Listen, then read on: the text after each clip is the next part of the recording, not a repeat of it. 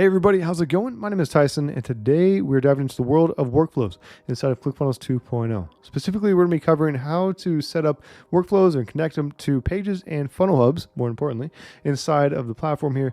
This is going to be super important if you plan on, say, collecting information on maybe your home page or any other page for that matter inside of the platform, and making sure that automations are triggering correctly, maybe send out confirmation emails or sending digital assets upon opt-in. Either way, whatever it is that you're trying to achieve, this is going to be set up and achieved through workflows. So with that said, let's go ahead and dive into the platform here. I'll show you how to set everything up step by step, make sure it's functioning correctly, and just ultimately get you off to the races.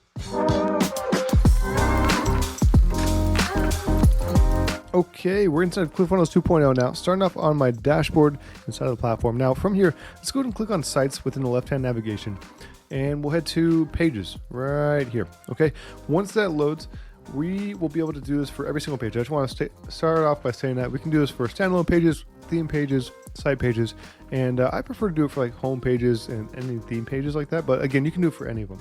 And the process is going to be the exact same for all. So in this case, let's say that we want to set this up for a home page. We'll go to theme pages. Inside of theme pages, we'll just scroll down until you actually find the home page, or whatever page you're actually trying to do here in this case, and click on the gear icon right over here on the right-hand side of the screen. There we go. Click on it directly. And all we have to do here is grab the actual name of the page. Now I'm going to go ahead and just copy this just so I don't have to rely on memory alone. I personally like to just drag and drop basically. Now, once we have a page name, we're good to go basically. And again, you can do it for any page. It's the exact same process. Go to standalone pages, just go to the gear icon for any of them. Go over here. There we go. Once we have the actual page name, you can change it as well here, just so it's easier to remember if you'd like.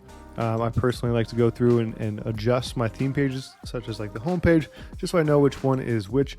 By default, they all have example in front of them, and it's pretty tough to tell which is which. So that is an option. Now in this case, I have my page selected. I know which one I want to do it for. Let's head over to the marketing tab over here on the left-hand side of the screen.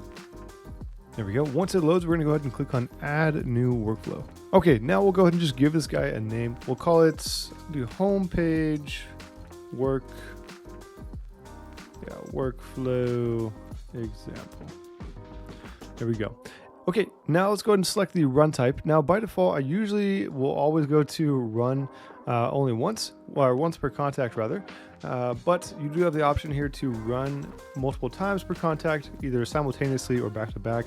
Simultaneous means that if they opt in more than once, each time is going to trigger a workflow, or it's going to trigger the workflow for them. It's going to run each of those sequences at the same time, side by side. Whereas back-to-back means it's going to, if they opt in more than once, it's going to stack on top of each other, right? And once one finishes, then the next one will start. It won't run them at the same time. All right, now in this case, again, I only use this one right here, usually running once per contact, at least when it comes to opting for like a newsletter or something like that. But anyways, we'll go ahead and click on create workflow. And once this page loads, we'll go ahead and select the trigger. Give it a second here. Click on this guy right here to set the trigger. Okay, go ahead and click on add a trigger. Now in this case, for the event type, I'm going to go ahead and select opted in, because that's what I'm looking for in this case. If they opted in on this page, I want this event or this workflow to be fired. Now from there, we're going to go ahead and skip over the funnel option right here, this drop down, and go straight to pages. Now from here, just go and paste in that the name that we copied, right? If you copied it, awesome. There you go, a little shortcut for you. Otherwise, just type it in if you remember what it is and select it down here below. Now, in this case, we are good to go. Technically, we're ready to turn it to active, and we have everything we need. So from there, you also have the option to allow anonymous contacts. In this case, I'm just going to turn it off. I like to actually be able to collect an email. That way I have something to follow up with. Otherwise, there's no point. Now, in this case, I'm going to go ahead and click on create trigger. And from there, we have a viable trigger that's ready to fire. All we have to do from here is actually add things to the workflow, such as emails, whatever it is that we're trying to do. In this case, I would likely set up a email right here to send a confirmation email saying, thanks for subscribing to the newsletter. Appreciate you. Here's what you can expect, right? Or if you're doing it for digital assets, you can connect the asset you want to actually send as well.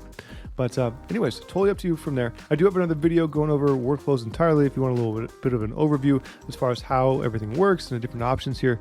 Go and check that out if you are curious to learn about that.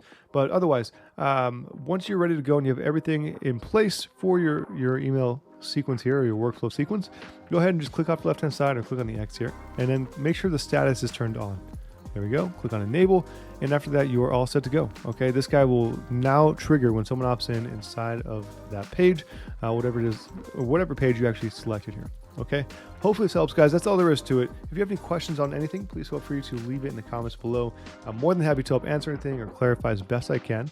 But otherwise, if you need any help regarding ClickFunnels 2.0 and getting things set up in there, whether it's workflows or creating funnels, either way, this is what I do. I'm a certified funnel builder, and I'd be more than happy to help. There will be an application or a form inside of the description. Feel free to reach out if you do need help. Otherwise, I hope you have a fantastic rest of your day, and I look forward to seeing you in the next video.